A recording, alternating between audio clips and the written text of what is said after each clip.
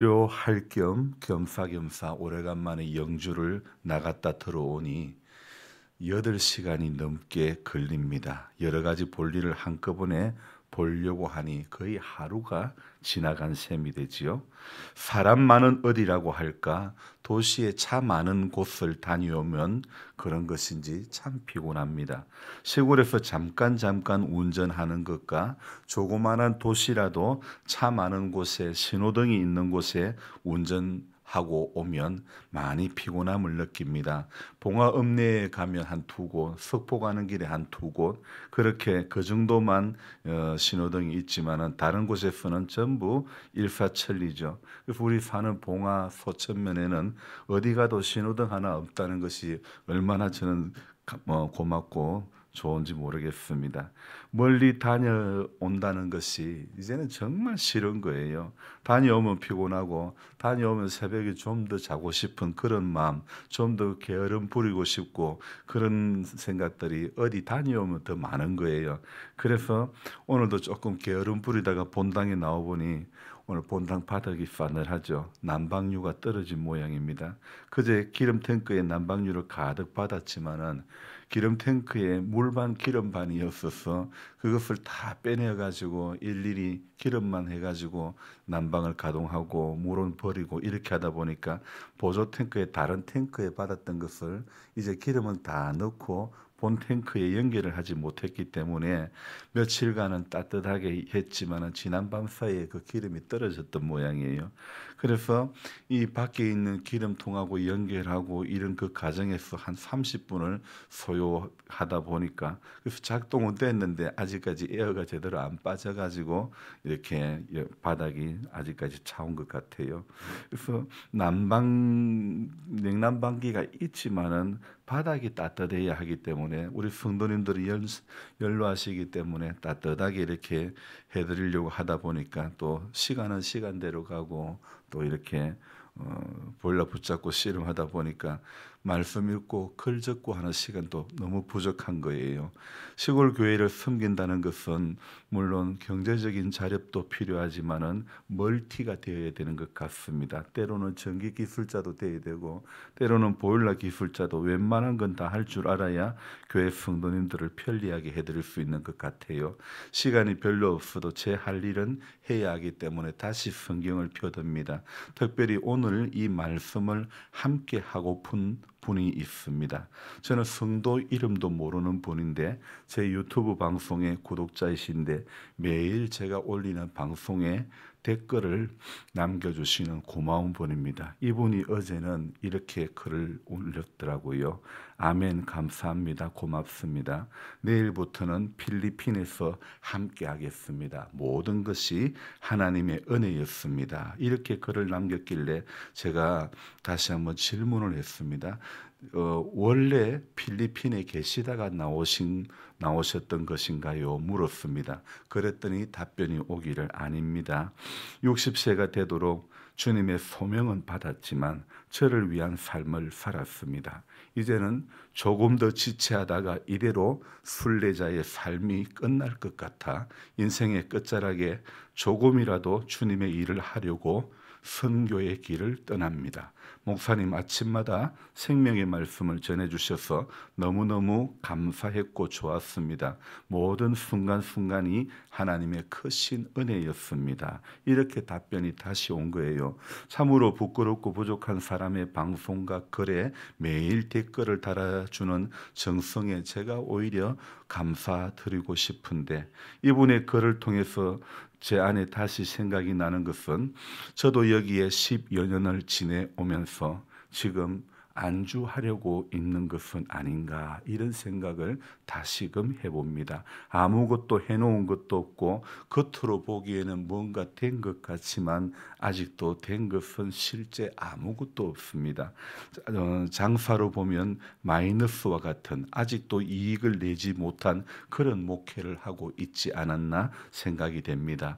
방송 나오고 근무만 들어서 오버한 것 같은 생각도 많이 들고, 제가 50살까지만 돈 벌고 50에 완전히 내려오겠다고 했던 그때가 벌써 8년이 지났는데, 그동안 사업의 끈앞풀이라도 하나 붙잡고 있었다고 물질적으로는 어렵지 않았지만은 그 끈마저 희망의 끈이 아니라 그동안 살게 해준 것에 감사하며 남은 인생의 시간 동안 어떻게 목회를 할 것이며 아이 공부를 어떻게 시킬 것인가, 이곳에 완전히 내려온 8년의 세월에 주를 위해서 한 것은 무엇인가 생각해 보면 한없이 부끄럽기도 합니다.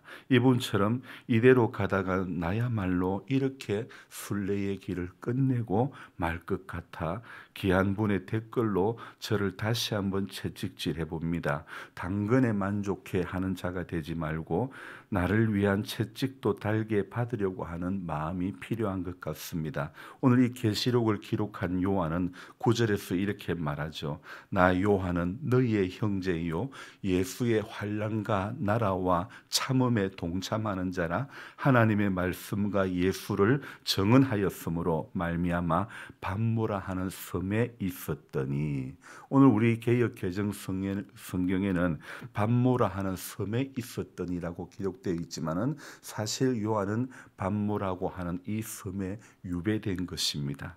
이 계시록을 우리가 보면요, 사실 이 계시록이라는 성경은 사실과 상징의 조합으로 이루어진 또 미래에 되어질 일에 대해서 기록한 책이기에 지금 우리의 좁은 시각으로는 현실성이 좀 없어 보이는 해석의 혼란을 느끼기 쉬운 책이 바로 계시록이죠. 실제 계시록에는요, 아주 많은 상징으로 인하여 그 내용이 해석이 제대로 안 되는 난해한 부분들이 많이 있는 성경입니다.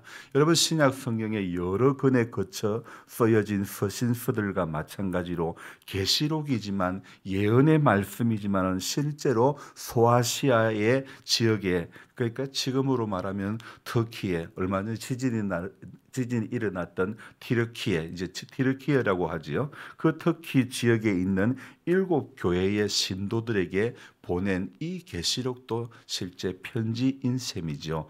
예수 그리스도를 따르는 충실한 성도들은 예수 그리스도에 대한 믿음으로 말미암아 고통을 겪었으며, 요한이 기록한 이 메시지, 바로 이 계시록을 통하여 이 고통받고 박해받고 어려움을 당했던 성도들이 위로를 받았던 것이지요. 하지만 이 계시록을 기록하는 요한은 오늘 자신을 무엇이라고 말하고 있습니까? 자신을 말할 때에 너희의 형제요, 그 다음에 뭐라고요? 예수 안에서 예수의 환난과 나라와 참음에 동참하는 자라. 자, 예수 안에서 환난과 그 나라와 인내에 대해 여러분과 함께 참여한 사람이라고 자신을 소개하고 있죠. 요한은 지금 밤모섬에 유배되어 있는 상황입니다. 세상적으로 볼 때는 이 요한은 암적인 존재고 낙인 찍힌 죄수이지만은, 그러나 그가 하는 이 9절의 말씀, 또 10절의 말씀, 11절의 말씀들은 우리로 하여금 어떻게 밤모섬에 유배되어 있는 이 요한이 이렇게 당당할 수 있을까를 생각하게 만듭니다.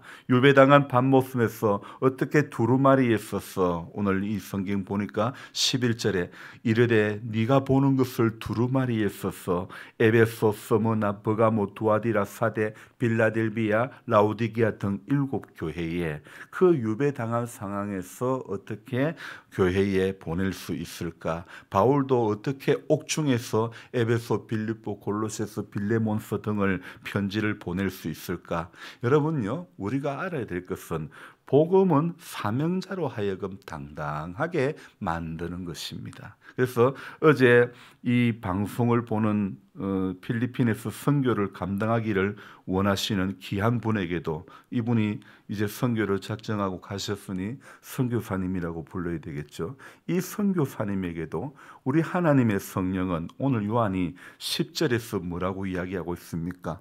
주의 날에 내가 성령에 감동되어 정말 선교를 감당하기로 작정하고 인생의 이제 후반부를 이제 정말 그냥 순례자의 길을 끝내고 마는 것이 아니라, 사명을 받았지만은 여기에서 끝내고 마는 것이 아니라 부르심을 받은 그 땅을 향해서 같은 그 귀한 선교사님의 그 사역의 여정 가운데서 정말 오늘 이 10절에 요한이 말했던 것처럼 주의 날에 내가 성령에 감동되어 내 뒤에서 나는 나팔 소리 같은 큰 음성을 들으니, 바로 그것에서 성령에 감동되어 큰 음성을 듣게 되기를 기도드립니다. 아울러 우리 성도님들도 성령에 감동되어 요한이 들었던 그 음성, 그런 은혜를 우리도 듣게 되시기를 주님의 이름으로 부탁합니다. 주 음성 외에는 더 기쁨 없도다. 날 사랑하신 주 늘 계시옵소서. 기쁘고 기쁘도다. 항상 기쁘도다. 나 주께 와사오니 복 주옵소서. 성령에 감동되어 있으면요, 한국에 있든지 필리핀에 있든지 도시에 있든지 시골에 있든지 항상 큰 음성을 들은 요한의 복이, 요한의 그 경험이, 그런 은혜가 하나님은 누리게 해 주실 줄로 믿습니다. 여러분, 성도는요, 세상에서 승승장구하는 것에 있지 않습니다. 우리 성도의 삶은요, 세상에서 잘 되는 것에 있지 않습니다. 엊그제 딸아이와 함께 이야기를 하면서 예전 기억을 떠올렸는데, 한참 용인에서 사업을 하면서 장사가 잘 될 때, 사업이 잘 될 때에 50평대의 좋은 아파트에 살 때가, 야, 그때가 그래도 행복했던 것 같아, 이런 이야기를 제가 했는데요. 그리 말하고 그리 생각했던 것은, 그동안 목회하면서 옥천의 시골 교회에, 그리고 또 임기의 이 시골 교회에서 연탄 보일러에 또 말도 못하는 추위 속에서 지내었던, 또 보일러도 안 되어 벌벌 떨고 샤워할 때는 너무 추워서 가스난로를 켜고 지냈던 그런 어려운 시절이 있었기 때문이었죠.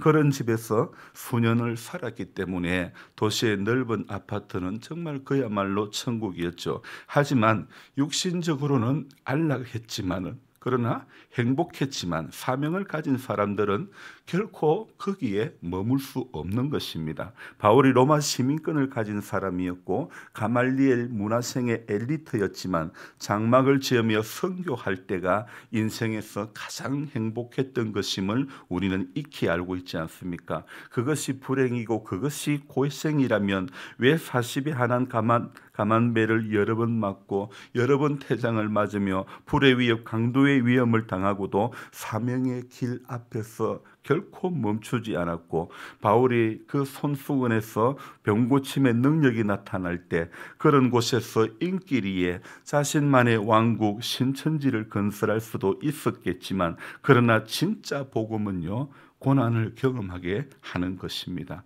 바울의 때나 요한의 때나 지금 시대나 하나님의 말씀을 바로 전하려면 십자가의 고난이 있는 것입니다. 하지만 묵묵히 이겨내며 삶 속에서 하나님의 말씀을 실천하고 예수님이 이 땅에서 살아가신 그 가치를 닮아가려고 몸부림치는 그것이 정말 주의 길인 것입니다. 편한 집에서, 따뜻한 집에서, 어려움 없는 곳에서 정말 영성이 있을까? 고난이 있을 때, 문제가 있을 때, 어려움이 온 사방에 둘러 진칠 때에, 그때에 하나님을 바라보게 되고, 그때가 참된 영성의 사람이 되지 않을까? 여기 지금 내 주머니에 아쉬운 게 없는데 54평의 아파트에 살면서 매달 들어오는 영업비와 회사의 순이익이 1000대가 넘어가고 있을 때 참된 영성이 내 안에 있었을까? 신령한 목사 코스프레나 흉내나 내고 있었던 것이지, 실제는 양을 죽이는 목자나 다를 바가 없었던 것이지요. 아이들이 왔을 때 저는 밀수라는 영화를 함께 봤습니다. 영화의 마지막에는 밀수를 감시하는 세관 공무원이 밀수하는 그 다이아몬드를 자신이 차지하기 위해서 악당이 되는 모습이 나왔는데, 그 다이아몬드를 밀수하는 물품들을 바다에서 건져 올리는 해녀들이 마지막에는 이제 다 차지하게 되는 그런 것으로 영화는 끝이 나는데, 영화는 반전이 있어야 재미가 있는 것입니다. 여러분, 인생도요, 반전이 있어야 재미가 있는 것입니다. 하나님은 저와 여러분들의 인생을 아주 기가 막히게 반전시켜 주시는 하나님인 줄로 믿습니다. 여러분, 지금의 붕어빵도 세계에 2,000원 한다는 소문이 있습니다. 요 근래에는 사 먹어 보지 않았지만은 그래도 다른 빵에 비해서는 쌉니다. 길거리 먹거리라 그런 것이 아니고, 붕어빵이 싼 이유는 진짜 붕어가 들어있지 않기 때문이고, 모양만 붕어빵이기 때문이죠. 여러분, 우리들도 마찬가지입니다. 모양만 그리스도인이면 우리 모두도 싸구려 신앙인, 싸구려 그리스도인 밖에 되지 않습니다. 여러분, 우리 안에 예수가 있어야 진짜 그리스도인입니다. 요한이 밤모섬에 갇혀 있어도 예수님이 있으니 성령에 감동되어 당당한 것입니다.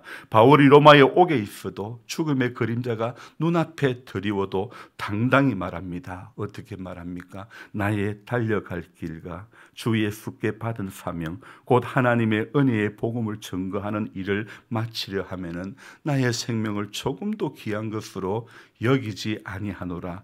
이 당당함이 오늘 저와 여러분들에게도 분명히 있어야 될 줄로 믿습니다. 여러분, 인생에서 정말 중요한 것은 자신이 살아야 하는 이유가 무엇인지를 깨닫는 것입니다. 그것을 우리는 사명이라고 말합니다. 살아있다는 것은 사명이 있다는 것이고, 죽는다는 것은 이제 사명을 마쳤다는 것입니다. 바울이 3차 전도 여행을 마치고 예루살렘으로 돌아오면서 했던 말, 얼마 전에 새벽 기도 때에 말씀드렸던 것 여러분 기억하지 않습니까? 에베소 장로들에게 고별 설교를 했던 말씀을 오늘 제가 드리고 마치려고 하는데요. 바울이 그 에베소 장로들에게 고별 설교를 하면서, 형제들아, 나는 심령의 메인바 되어 예루살렘에 가는데 거기서 결박과 환난이 나를 기다립니다. 하지만 나의 생명을 조금도 귀한 것으로 여기지 않겠습니다 했던 그 고백을 저와 여러분들이 오늘 가슴에 안고 나아가야 될 줄로 믿습니다. 하나님의 부르심을 받은 성도님들이 자기의 생명의 사명을, 자기 생의 사명을 발견하게 하시고 그 사명을 위해 일생을 주를 위해 헌신하는 자들이 되기를 소망한다고 우리는 같이 기도해야 될 줄로 믿습니다. 필리핀으로 간 이름 모르는 선교사님, 이제 곧 캄보디아로 다시 돌아갈 정순호 선교사님, 사명 감당할 동안에 주님이 건강 지켜주시기를 소망하며 기도하는 것입니다. 기도하겠습니다. 사랑의 주님, 부족하고 허물 많고 자격 안 되고 부끄러운 것밖에 없는 사람의 글과 방송을 보고 또 은혜를 받았다고 하며 인생의 남은 시간 동안에 그저 이렇게 살다가 순례자의 길을 마치어서는 안 되겠다는 마음의 도전을 받고 하나님, 필리핀 땅으로 간 귀한 분을 하나님께서 기억해 주시고 그곳에서 부름의 사명을 잘 감당할 수 있도록 도와주시기를 원합니다.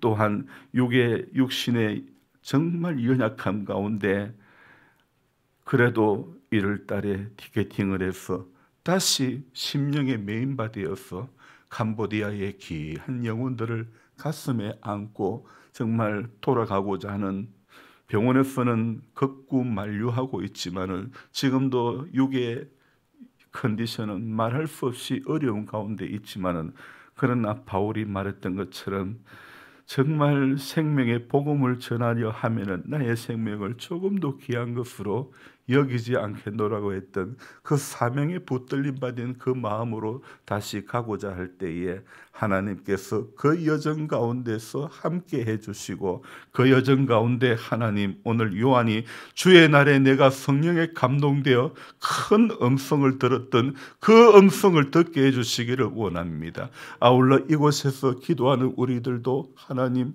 성령에 감동되어 요한이 들었던 그 음성을 우리도 듣게 해 주옵소서. 주 음성 외에는 더 기쁨 없도다. 기쁘고 기쁘도다. 항상 기쁘도다. 항상 주의 음성 듣는 것이 인생의 최고의 기쁨인 걸 알게 해주시고 사명을 감당하는 그것이 인생의 가장 행복임을 알게 해주시기를 원합니다. 그래서 남은 인생의 시간 가운데서 하나님이 우리를 위해서 부르신 부름의 사명을 쫓아 이 땅의 남은 인생의 여정 가운데 묵묵히 감당할 수 있는 모두가 되게 해 주시옵소서. 이 땅에서의 고생과 수고가 끝난 후에 주님 앞에 섰을 때에 잘했다 칭찬받으며 함께 죄해할 그날을 기다리며 이 땅에서 우리는 하나님 앞에 끝까지 믿음 지키며 인내하며 달려가는 그런 복된 성도 되게 해 주시옵소서.